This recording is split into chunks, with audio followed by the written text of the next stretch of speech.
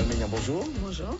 Vous êtes présidente du parti régionaliste martiniquais, c'est un nouveau parti de droite. Vous avez maintenant les coups des franches, carte blanche pour la gestion de ce nouveau parti. Les militants doivent avoir maintenant le droit sous la couture du pantalon. C'est la dame de fer qui a son parti.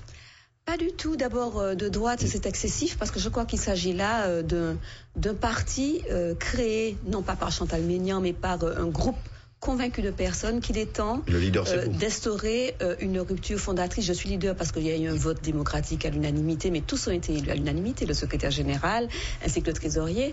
Mais je crois que nous avions le sentiment qu'il fallait faire cette rupture fondatrice et sortir de ces clivages droite-gauche qui ne veulent plus rien dire en 2010. Alors vous allez dire que notre sensibilité nous met à droite, mais nos militants seront libres de choisir sur le plan national pour qui ils souhaitent voter, parce que nous allons choisir en permanence celui qui, sur le plan national, sera en capacité d'avoir un dialogue de respect avec nous, les Martiniquais.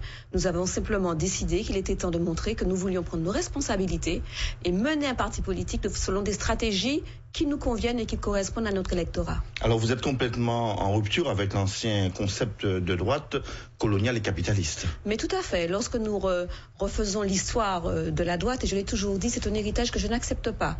Je ne me reconnais pas dans une droite qui, tout au long de l'histoire, n'a pas su montrer qu'elle était attachée à la population la plus défavorisée de la Martinique. Ce n'est pas cette droite-là qui m'intéresse. Le parti politique que je représente a des valeurs, le travail, la sécurité, le respect, la morale. Alors si ces valeurs-là sont de droite, nous sommes de droite, mais je ne crois pas que la droite ait l'exclusivité de ces valeurs en Martinique aujourd'hui. Il y a des Martiniquais qui se reconnaissent dans ces valeurs et qui vont nous rejoindre. En rupture aussi avec les FMP, Forces Martiniquaises de Progrès? Je ne sais pas si je suis en rupture, mais il est clair que le discours des forces martiniquaises de progrès, qui est essentiellement articulé sur le statut, ne peut pas m'intéresser en ce sens que je ne crois pas que la préoccupation des Martiniquais soit essentiellement et de manière obsessionnelle le statut. Je ne suis pas départementaliste, j'ai voté pour la collectivité unique, je suis pour le pragmatisme et je suis pour la responsabilité locale.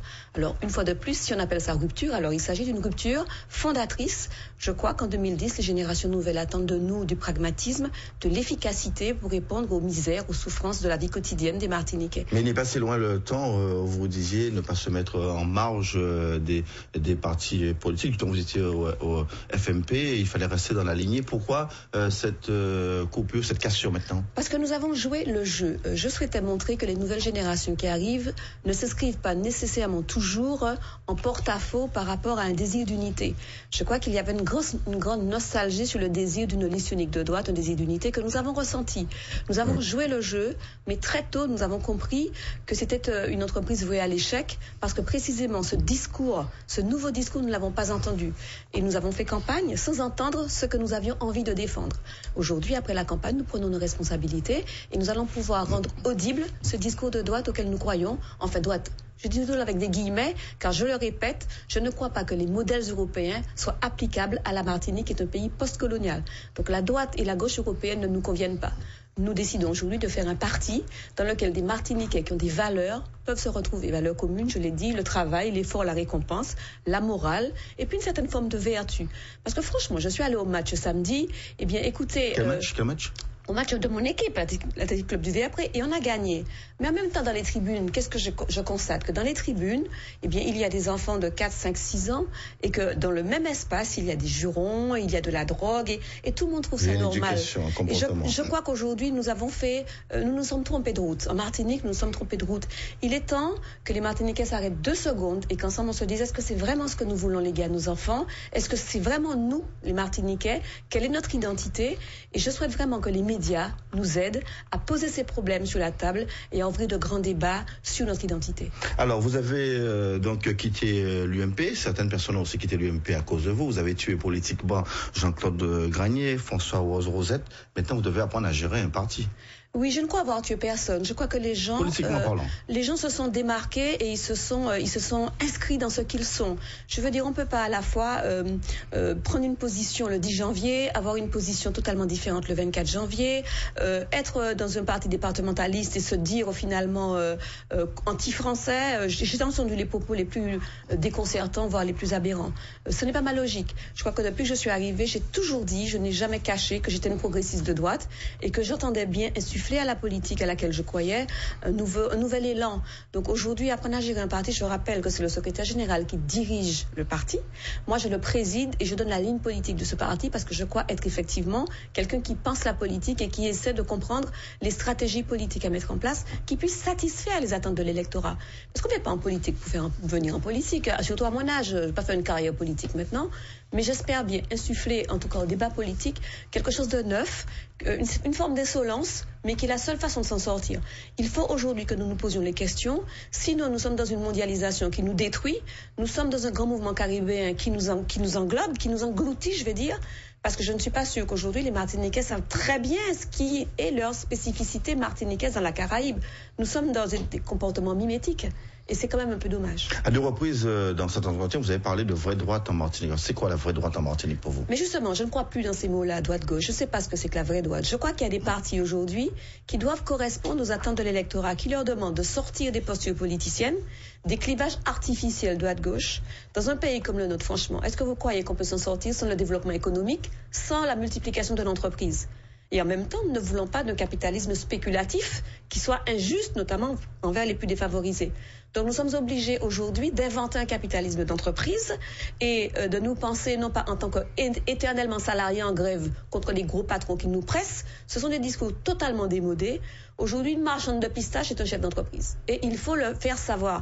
C'est de cette manière-là que nous allons responsabiliser l'ensemble de la population martiniquaise et l'intégrer dans ce développement économique. On a besoin d'un environnement propre. Et les gens, pour qu'ils puissent nettoyer ce pays, il faut qu'ils sortent justement de la victimisation et du dolorisme permanent dans lesquels on les maintient parce qu'on est toujours dans des postures anticoloniales. Je trouve que les politiques qui font ça aujourd'hui sont relativement coupables et le seront devant l'histoire. On passe à l'actualité du jour, l'absence de Nicolas Sarkozy, la commémoration de l'esclavage et son abolition ce lundi 10 mai. Votre réaction? Je suis de la même logique. Je n'ai pas besoin pour commémorer l'abolition de l'esclavage que le président soit là en permanence. Je ne crois que ni les Catalans, ni les Occitans, ni les Corses ne demandent au chef de l'État, alors qu'il y a une crise mondiale qui nous menace, et nous serons touchés en Martinique, d'être là à une commémoration. Je ne suis pas dans cette espèce de recherche permanente de la reconnaissance. Je me suis reconnue moi-même, donc je me suis affranchie en permanence de la présence du grand-papa blanc à toutes les cérémonies faites pour les Martiniquais. Maintenant, vous êtes au conseil régional. Dès le premier jour, je vous ai vu applaudir le discours de Serge Letchimy. Vous étiez la seule de l'opposition. Pourquoi? Comment ne pas applaudir un discours de développement économique que j'aurais pu avoir écrit moi-même? Je veux dire qu'il ne faut pas se renier au motif de position, une fois de plus, politicienne. Je crois que ce jour-là, Serge Letchimy n'a même pas prononcé le mot autonomie, ce qui pourrait nous séparer, c'est l'autonomie statutaire. Il a préféré responsabilité locale. Et il dit très clairement qu'il est temps aujourd'hui de se mettre ensemble. Je rappelle, parce qu'il y a des gens qui semblent l'avoir oublié, que c'est pas le PPM qui a gagné les élections. C'est une liste ouverte. Et donc, l'équipe qui est là et qui est en place. C'est des gens de droite sur la liste aussi. Exactement, et avec qui je travaille, parce qu'il y a des commissions vraiment pratiquement tous les jours. Je vois chez ces gens-là de l'intelligence, de la compétence et un désir de développer la Martinique et d'aider les classes les plus défavorisées. Pourquoi est-ce que je serais contre ça? Maintenant, lorsqu'il y aura de l'opposition à faire, je la ferai sans état d'âme, tel qu'on me connaît, avec un parler franc. Et vous resterez aux côtés de Miguel Laventure et d'André Lossieur. Cela risque d'être compliqué, ce cheminement. Assumer votre différence. Je ne crois pas que ce soit compliqué. Je n'ai pas besoin de quitter ce groupe pour pouvoir exister. Je veux dire que j'ai suffisamment de courage pour me désolidariser dès lors que j'estimerais que la position du groupe n'est pas pertinente et n'est pas cohérente avec les attentes des Martiniquais. On ne nous a pas élus pour aller toucher un mandat. On nous a élus pour travailler au service de la Martinique.